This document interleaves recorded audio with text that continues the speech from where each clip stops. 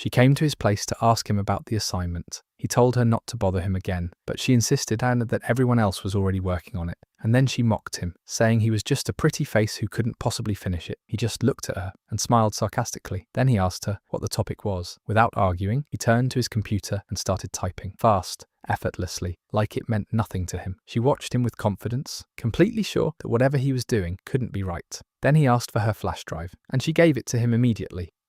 No hesitation. She was certain he would prove her right. She ran to her classmates with the flash drive, confident she had been right about him. Just a pretty face. They plugged it into the computer, and everything went wrong. A virus popped up on the screen, with one message: "Leave me alone." No one was laughing anymore. She had no choice but to take it to a specialist. The man looked at the laptop and said calmly, "Give me a few minutes, I'll fix it." He started working on the system, trying to remove the virus, but something was wrong. Every attempt failed. He frowned, confused. Then he asked her, "Who did this?" She replied, "A freshman student." He immediately shook his head. No way a freshman could do this.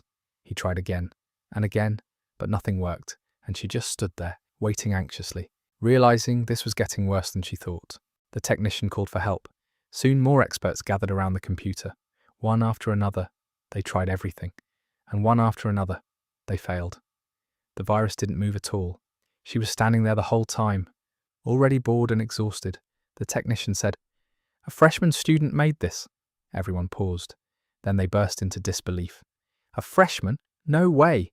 But even after failing completely, their expressions turned into admiration. "This isn't normal. We need to meet him." With no other choice, she went to her professor. He looked at the code, confused, and asked one question: "Who made this?" The professor called for the student, and when he finally arrived, everything all changed. Instead of being angry, the professor was excited. He looked at the code again and again, like he had just discovered something incredible. And then, he started asking questions. "How did you optimize this? What logic did you use here?" The student calmly explained everything, and just like that, a conversation started between them. Not teacher and student, but two minds completely absorbed in the same world. Minutes passed, then more minutes. The girl just stood there, completely forgotten, watching them talk like she didn't even exist in the room. It didn't feel like a meeting anymore. It felt like they had discovered a treasure and couldn't stop studying it. By the time the phone on the professor's desk rang, it was already dark outside. He finally snapped back to reality and noticed her. "You're still here?" She nodded. "I'm waiting for my computer to be fixed."